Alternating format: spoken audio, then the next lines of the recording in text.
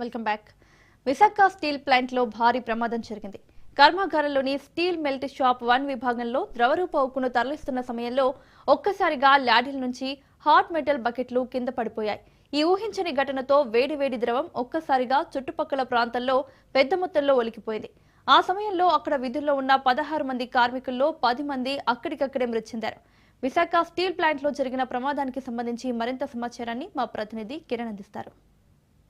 Visakhapatnam steel ప్లాంట్లో ఘోర ప్రమాదం చోటు చేసుకుంది. ఏదైతే బ్లాస్ట్ ఫర్నెస్ 1లో జరిగినటువంటి ఘటన, లిక్విడ్ ఐరన్కి సంబంధించినటువంటి బకెట్ ఏదైతే ఉందో ఆ బకెట్ ఒకసారిగా ల్యాడెన్ కింద పడిపోవడంతో పెద్ద ఎత్తున ప్రమాదం సంభవించింది. దాదాపు 10 మంది కార్మికులు ఇప్పటివరకు చనిపోయినట్టుగా తెలుస్తుంది. మరో 6 మంది తీవ్ర గాయాలు కావడంతో వాళ్ళందరినీ కూడాను ఫస్ట్ ఎయిడ్ ఏదైతే ప్రాథమిక చికిత్స నిమిత్తం విశాఖపట్నం స్టీల్ ప్లాంట్ స్టీల్ ఆసుపత్రికి తరలించి వాళ్ళకి చికిత్స అందిస్తున్నారు. మరోవైపు వాళ్ళందరినీ కూడాను ఇటు 7 News పాటు మెడికవర్ హాస్పిటల్ ఏదైతే ఉందో మనం ఒకసారి విజువల్స్ చూడొచ్చు. మెడికవర్ ఆసుపత్రికి తరలించి వీళ్ళకి చికిత్స అందించనున్నారు. అయితే ఈ ప్రమాదానికి సంబంధించి ప్రధానంగా మనం చూసుకున్నట్లయితే బ్లాస్ట్ ఫర్నెస్ 1 ఏదైతే ఉందో ఈ 1లో జరిగినటువంటి ఘటన పర్టికులర్గా ఈ ల్యాడెన్ ఒకసారిగా పడిపోవడంతో దాదాపుగా ద్రవ ఉక్కు 1500 సెంటీగ్రేడ్లో ఉన్నటువంటి ద్రవ ఉక్కు టన్నుల కొద్దీ నేలపాలు కావడంతో అక్కడ ఉన్నటువంటి కార్మికులు ఎవరైతే ఉన్నారో విధి నిర్వహణలో వీళ్ళందరూ కూడాను అక్కడికక్కడే చనిపోయిన పరిస్థితి నెలకొంది. ముఖ్యంగా మనం చూసుకున్నట్టయితే అక్కడ ఉన్నటువంటి కేబుల్స్ కానీ ఇవన్నీ కూడా పూర్తిగా కాలి బూడిదవుతున్న పరిస్థితి. మరోవైపు మంటలు ఎగిసిపడుతున్నాయి. పూర్తిగా స్టీల్ సిబ్బంది ఒక్కసారిగా హతాశితులైన పరిస్థితి నెలకొంది. మనం చూసుకున్నట్టయితే అక్కడ ఉన్నటువంటి స్టీల్ ప్లాంట్కి సంబంధించి ఫైర్ సిబ్బంది మంటలను అదుపు చేసే పనిలో నిమగ్నం ఉన్నారు. మరోవైపు డిజాస్టర్ మేనేజ్మెంట్ ఆ సిబ్బంది కూడా అక్కడికి వచ్చి మొత్తం సహాయ చర్యలను చేపడుతున్న పరిస్థితి.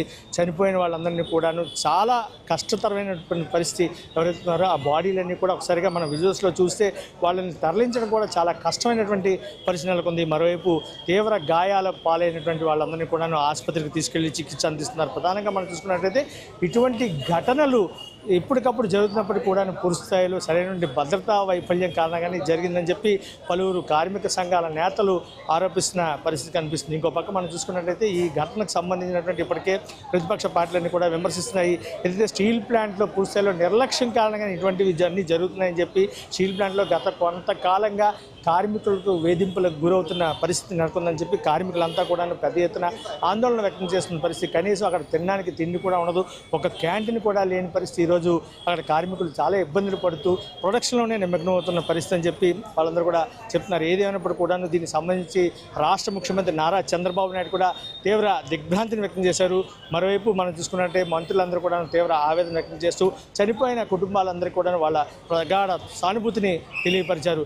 రేపు ఉదయం ముఖ్యమంత్రి చంద్రబాబు నాయుడు ఎవరైతే క్షతగాత్రులు ఉన్నారో వాళ్ళని పరామర్శించేందుకు ఇక్కడ మెడికవర్ ఆసుపత్రి కానీ అటు 7 News కానీ రాబోతున్నారు. ఇంకో పక్క మనం చూసినట్టు డిప్యూటీ సీఎం పవన్ కళ్యాణ్ కూడా ఇక్కడికి వస్తారని చెప్పి సమాచారం అయితే ఉంది.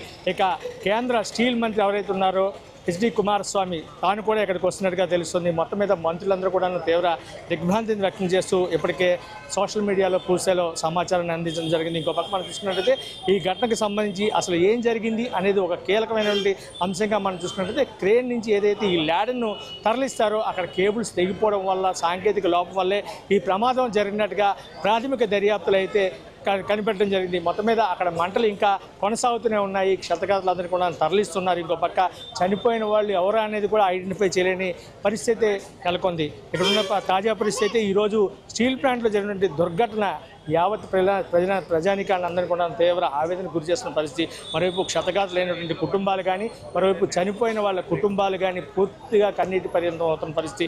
స్టీల్ ప్లాంట్లో ఈ విషాద ఘటనకు సంబంధించి ఇప్పటికే మొత్తం రాష్ట్ర వ్యాప్తంగా కూడా ప్రజలందరూ కూడా ఎంతో ఆందోళన వ్యక్తం చేస్తున్నారు. ఈ తరహా ఇంత భారీ స్థాయిలో 9 మంది 10 మంది చనిపోవడం ఇదే ఫస్ట్ టైం అని చెప్పి స్టీల్ ప్లాంట్లో ఈ ప్రమాదం ఒక ల్యాడెన్ను పడిపోవడంతో ఇంత ప్రమాదం జరిగింది అంటే పరిస్థితిని ఒకసారిగా ఐడెంటిఫై చేయొచ్చు. Cameraman Raju, Kiran Kumar, Raj news, Vizag. Visakha steel plant లో వరుసగా జరుగుతున్న